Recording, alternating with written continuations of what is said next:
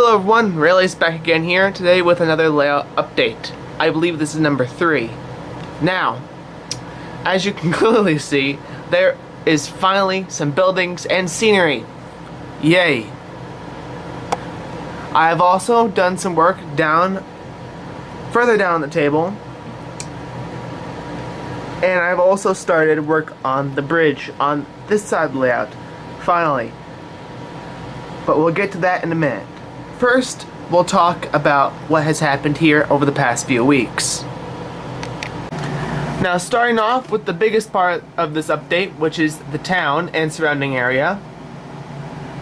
Now, over the past few weeks, I've been working very hard to get the layout to this point, and the first thing I had to do was bring up the table, or fill in the area around the loop of track here, which I did using pink foam covered with newspaper, and I used this plasterboard, which you can get at a dollar store, and that is serving for the asphalt. Now, I can't take credit for the buildings. I'll explain why in a minute. The park probably took the longest out of everything because I did it on a very, very humid, rainy day, and I found out that surprisingly glue does not dry quickly on a rainy, humid day. But other than that, it came out pretty well. Now, the building you see over here, I'll move back a little bit. Now, the entire area you see over here was the first part to be done, and it was pretty daunting getting this done because this was the very first bit of scenery on the layout, so it had to set the standard, and I think it set the standard pretty well. I used, yet again, pink foam to create the hillside covered with plaster. The trees really aren't staying yet because I haven't glued them down yet, but overall I think they're doing pretty well. Now, again, can't take credit for the buildings on here. I'll get to that in a moment now. So, overall, this area I'm still working on because the bridge is too low for cars to pass underneath. I'm gonna have to bring it up to about here for them to pass properly.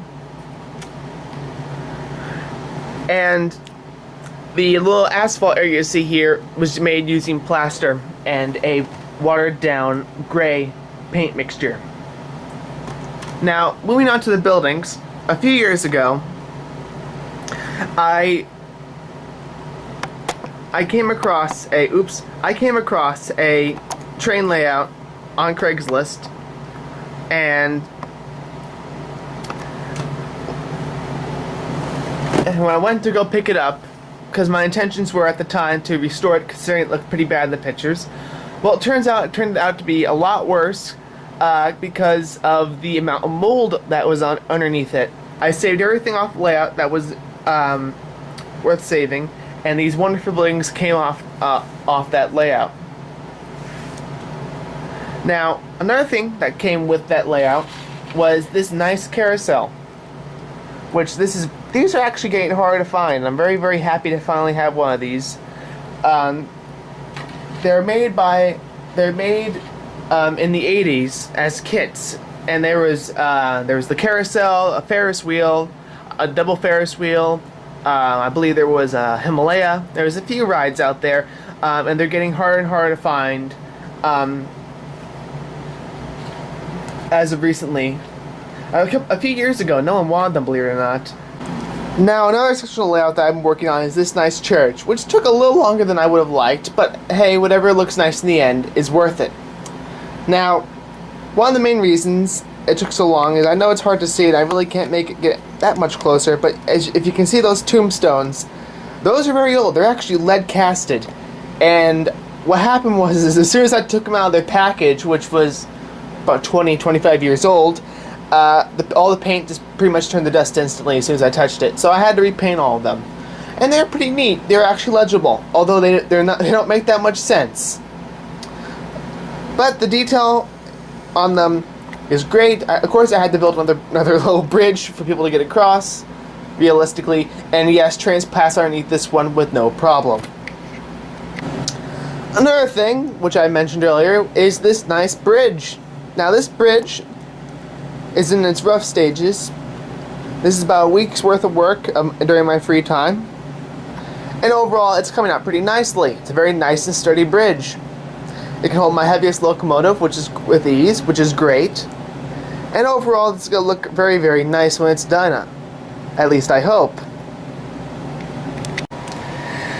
Now, another thing that has happened is, as you can see, I've done some of the rough landscaping work along this side. If I move the carousel a little bit, this is where the road's going to come down. And as you can see, this plaster stuff, it's rock hard. At least it's supposed to be.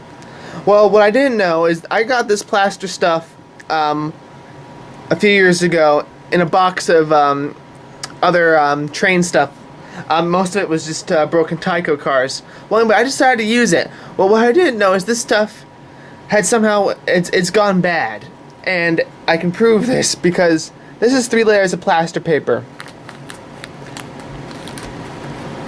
It has absolutely no strength to it. So I'm probably going to have to rip all this out. This goes all the way up to here roughly.